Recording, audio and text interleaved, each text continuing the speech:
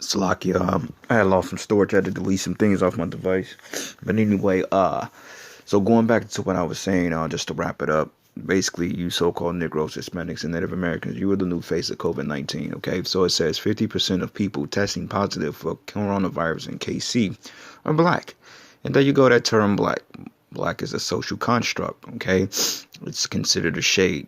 Black uh, means to be voided, dead, or without light. And you notice they use black in the media on our people so much because this is a social construct and mental sorcery to get our people to look at themselves as being something negative, and that cannot be upright. Okay, and this is why the so-called white man called himself white. He called us black because the term white, I think, was adopted in, I think, 1681, if I'm not mistaken. Okay, so the so-called white man, he's basically playing he's basically playing off the emotions of our people in the media, because you can get Arab darker than night, you know what I'm saying, or you can get a Chinaman as blacker than Billy Blanks, and they not gonna call him black, but they gonna call him Oriental or Middle Eastern, but yet they gonna call you black because that's a specified term that's put upon a specific race of people, and it's done that way on purpose. Okay, so it says here, I'm just gonna kind of briefly go over the article, and I'm just kind of skim through it. But it says as of Friday, 1,097 cases and 44 deaths have been reported in the 5-county Kansas City metropolitan area. It says, but the preliminary data already points to the troubling trend that the coronavirus is hitting black residents especially hard. Okay, so this is they're targeting our people. It says in Kansas City, black residents make up 50% of the people testing positive for the virus, Health Department Director Rex Archer said this week. And that's despite black people making up only 30% of the population. So how in the hell you make up 30% when yet 50% of you are coming out with COVID-19? And as I told you, Jakes, man, hey, we got to stay out of them hospitals because that's the killer. Because you go in there for a splinter in your ankle and they going to diagnose you with COVID-19. That's just what this devil does. This is why they call it. This is why he's known as the devil. Esau is the devil. Okay, so hey, you go to the doctor for anything other than if it ain't a broken rib or something like that, hey, you gonna get tested positive. Okay, because the whole COVID-19 is basically a scare tactic to bring in a new world order, and that's exactly what's gonna happen. Okay, and we're not saying that they don't have a real COVID-19, because I believe they have a biological weapon that they're planning on releasing on the people. But at first, they want to get, I believe they want to get their agenda pretty much in order first before they decide to go to such, austerity measures, because they're expecting a lot of casualties in this thing.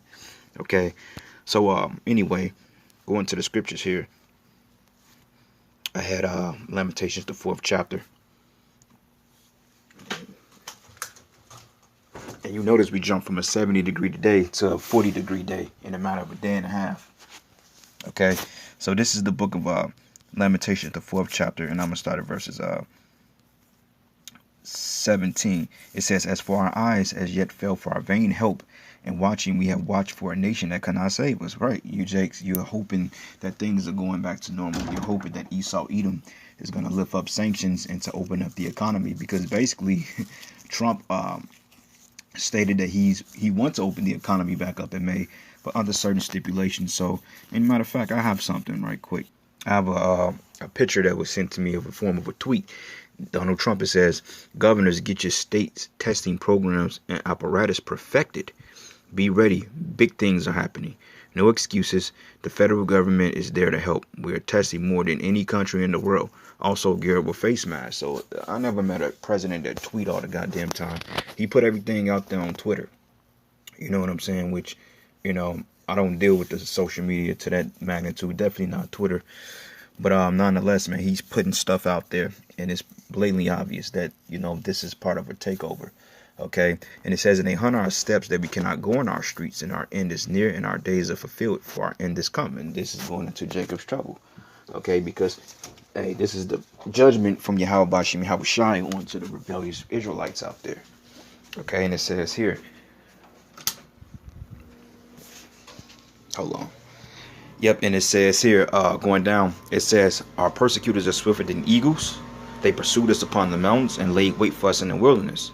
And the breath of our nostrils and the anointed of the Lord was taken in their pits, of whom we said under his shadow we should live among the heathen. Okay, so hey, we're among the heathen nations now. We've been dispersed. So for you brothers out there, man, hey, this is the time to reflect, to pray, to ask the Lord for spiritual guidance, to keep a head on a swivel, and to, just move according to the Spirit. Let these 2/3 out there bug out and lose their mind in the streets, because this ain't for us, man.